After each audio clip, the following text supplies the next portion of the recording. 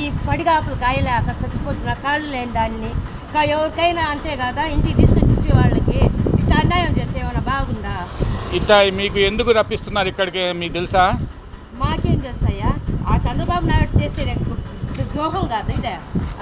వాళ్ళు చేసే మంచితనంగా హాయిగా ఇచ్చిన వాళ్ళకి ఇట్లా నాశనం చేస్తుంటే ఎవరైనా ఒప్పుకుంటారా? మీకు వాలంటీర్లు దుష్టశక్తులాగా తయారయ్యేసి ఇంట్లోకి చొరబడుతున్నారు అది ఇదని చెప్పేసి. పాపం ఏకోజాన్ వచ్చేది ఆ పిల్ల 4 గంటలకు వచ్చి తలుపు తట్టి ఫోన్లు చేసి తీసుకొచ్చి ఇస్తున్నారు. 5 సంవత్సరాల నుంచి హాయిగా ఉన్నాం. ఒక్కరు కూడా బయటకు వచ్చేది కాదు, ఒక్కరు కూడా ఇది చేసేది కాదు. హాయిగా ఇంటికి తీసుకొచ్చి తలుపు తట్టి ఇచ్చేది. వారింట్లో పేరు పెట్టడానికే లేదు. 5 సంవత్సరాల నుంచి హాయిగా ఉన్నాం మేము.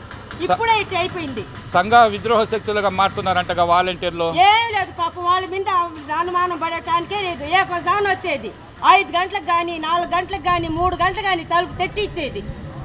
ఆ విధంగా సంఘ విద్రోహ శక్తులుగా తయారవుతున్నారు అని చెప్పేసి చంద్రబాబు నాయుడు, టీడీపీ ప్రభుత్వం, నిమ్మగడ్డ ప్రసాద్ అని వీళ్ళందరూ ఎలక్షన్ కమిషన్ దగ్గర పోయేసి ఈ వృద్ధులు వికలాంగులకి వాలంటీర్లు పంచగుర్దు పెన్షన్ అనేసి ఈ విధంగా చేశారు. దానిపై మీ అభిప్రాయం? కావాలి కానీ ఆ వారింట్లో పని ఏమీ లేదు.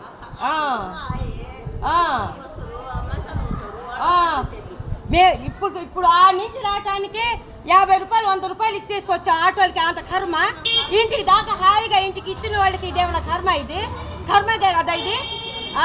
హాయిగా వారింట్లో వచ్చి ఇచ్చే వాళ్ళకి అది దెబ్బతో సమాధే చంద్రబాబుకి.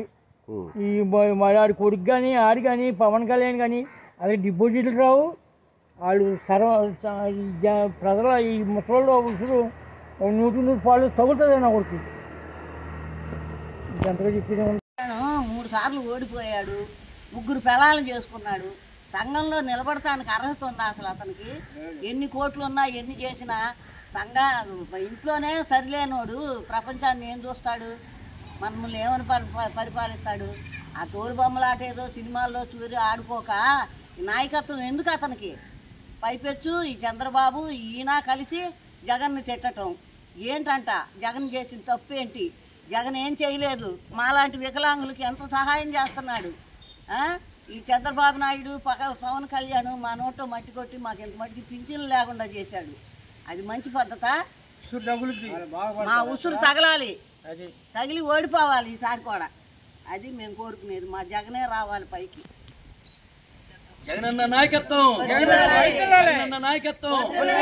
మళ్ళీ జగనన్న సీఎం చేసుకున్నా మీ అందరం కూడా సిద్ధం. జగనన్న మళ్ళీ సీఎం చేసుకున్నా మీ అందరం కూడా సిద్ధం.